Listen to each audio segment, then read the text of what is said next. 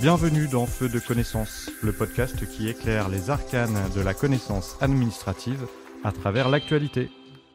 La Commission européenne a dévoilé le 31 janvier des premières mesures pour calmer la colère des agriculteurs. Après avoir synthétisé ces premières mesures, nous reviendrons sur la création de cette Commission européenne, son rôle et son fonctionnement.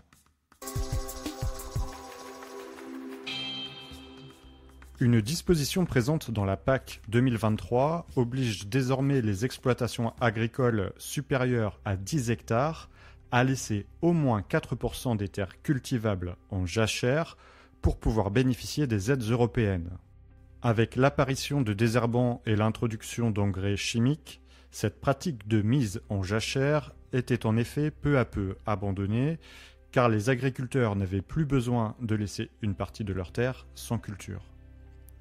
Face à la colère des agriculteurs, Bruxelles a proposé une solution de compromis qui sera soumise à l'approbation des États membres. Les agriculteurs pourront déroger aux obligations de jachère s'ils atteignent 7% de cultures intermédiaires, par exemple le maïs, l'avoine de printemps, le colza fourragé, et ou fixatrices d'azote comme les haricots, les fèves, les lentilles, sur leurs terres cultivables. Ces cultures ne devront pas recourir aux produits phytosanitaires pour préserver l'ambition environnementale de la nouvelle PAC. Face au conflit ukrainien, une exemption de droits de douane a été accordée au printemps 2022 par l'Union européenne. Elle a eu pour conséquence un afflux de produits agricoles ukrainiens, céréales, œufs, poulets, sucre, etc. Le second ensemble de mesures proposées porte donc sur les produits importés depuis des pays hors Union européenne qui sont régulièrement dénoncés comme une concurrence déloyale car ils ne sont pas soumis aux mêmes obligations sanitaires ou environnementales. La Commission européenne a proposé de renouveler pour une année supplémentaire l'exemption de droits de douane accordée à l'Ukraine, mais en l'assortissant de mesures de sauvegarde renforcées pour limiter l'impact sur les marchés et les répercussions pour les agriculteurs de l'Union européenne. Selon la Commission européenne, un frein d'urgence est prévu pour stabiliser les importations au volume moyen importé en 2022 et 2023, niveau au-delà desquels des droits de douane seront réimposés. Revenons maintenant sur la création de la Commission européenne, son rôle et son fonctionnement. Créée par le traité de Rome de 1957 sous la forme de CEE, Commission des communautés économiques européennes, la Commission européenne est une institution indépendante des États membres, force de proposition représentant l'intérêt général européen et chargée de mettre en œuvre et de défendre les traités. Elle propose des textes législatifs, des règlements, des directives, des décisions.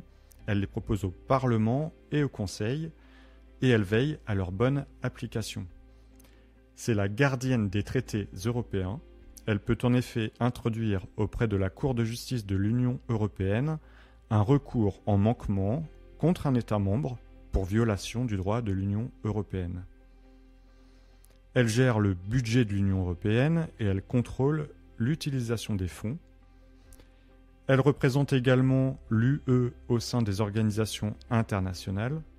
Elle négocie les accords internationaux qui engagent cette union. La Commission européenne est composée de 27 commissaires, un par État membre, dont le président de la Commission, les 7 vice-présidents et le haut représentant pour les affaires étrangères et la politique de sécurité. Ils forment la direction politique de la Commission pour un mandat de 5 ans. La présidente, Madame Ursula von der Leyen, leur confie la responsabilité de domaines d'action spécifiques. Monsieur Thierry Breton, qui est le commissaire français, est par exemple en charge du marché intérieur.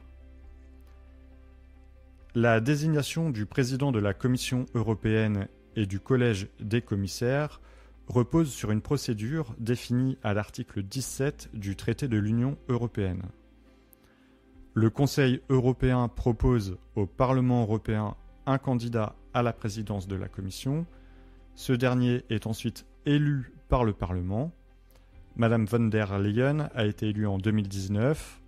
En 2024, donc, une nouvelle élection sera réalisée. Le Conseil de l'Union européenne, en accord avec le président élu, adopte une liste de candidats au poste de commissaire, sauf opposition du Parlement européen qui dispose d'un droit de veto. La commission est nommée par le Conseil européen qui vote à la majorité qualifiée.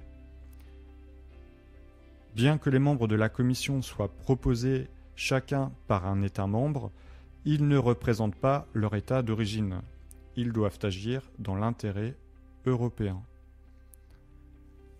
La plupart des services de la Commission sont situés à Bruxelles ou à Luxembourg, mais la Commission possède des bureaux dans tous les pays de l'Union européenne. Ils sont situés en dehors de l'Union européenne. Ils sont également appelés délégations et sont gérés par le Service européen pour l'action extérieure.